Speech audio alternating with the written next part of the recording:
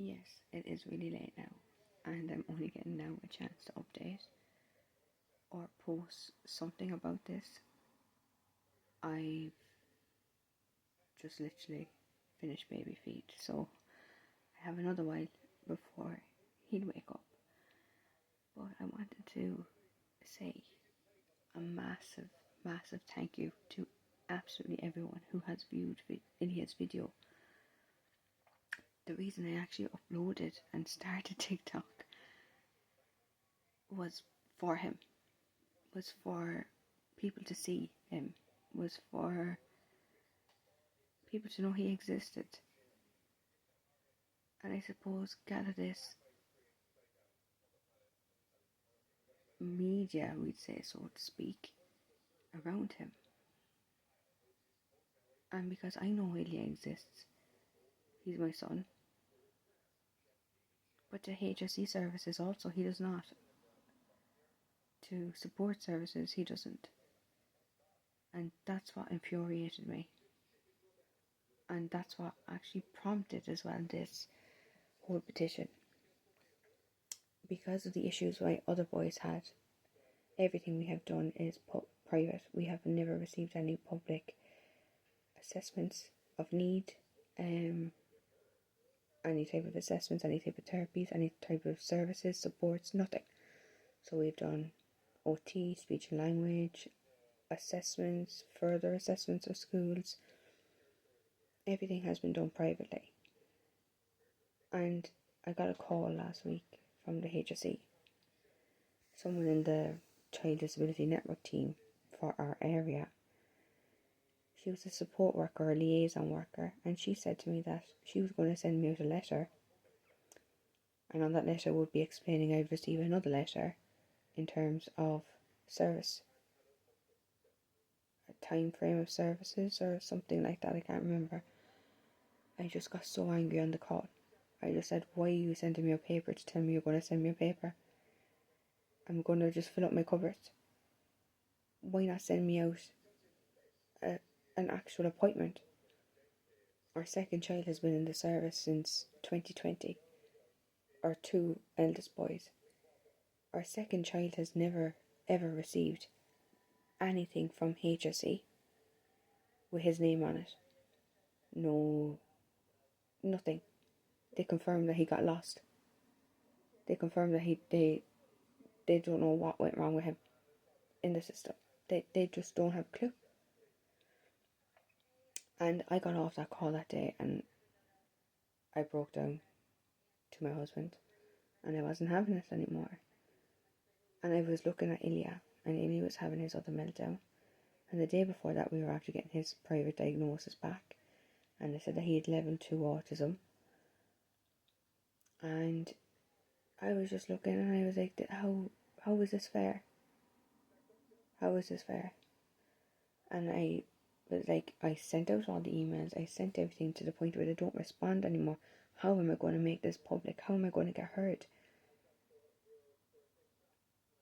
And this petition idea just came into my head.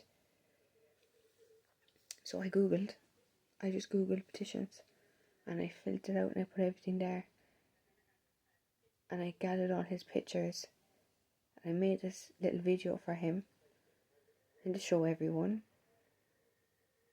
exactly what treatment he got due to these services having the age restriction.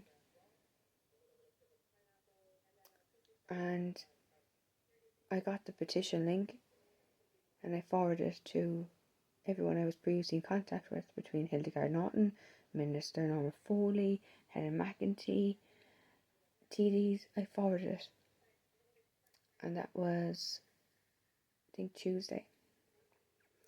Wednesday morning I got an email back from Hildegard Naughton's office to say that they received my email from Norma Foley's office.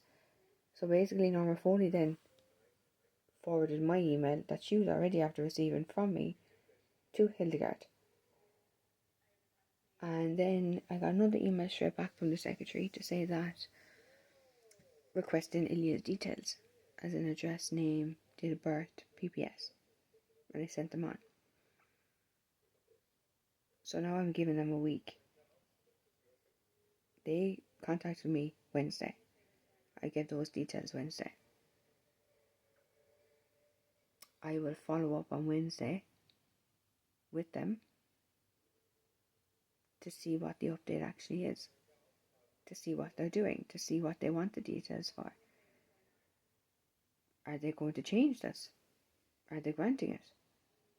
And I want the petition just to really, people to sign that in support.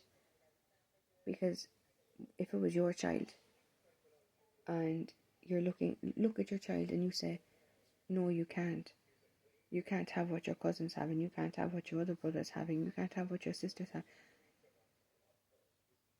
For a parent to have to do that, I'm sure you can imagine it's really heartbreaking. And that's why I didn't want to do it anymore. And with the petition, they say there's voices and numbers. I think that's why maybe they're afraid and they're trying to figure this out, to have, oh God, look, she's actually doing something. She's not taking no. And if I can get as many signatures as I can to show them that people are in support of this. And I am well aware that there is a childcare crisis.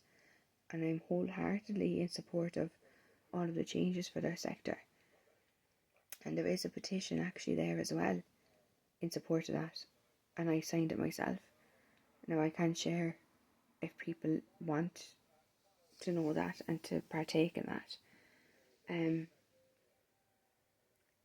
But like in Ireland, things don't take a week, 2 weeks, 3 weeks, 4 weeks, 3 months. It takes years. And at that's only talks before anything is actually done. And that's why I'm pushing for this now to be done in a timely manner. And I'm still on to all of them. I emailed Simon Harris, I emailed Micheál Martin, I emailed Pierce Doherty, I emailed everyone.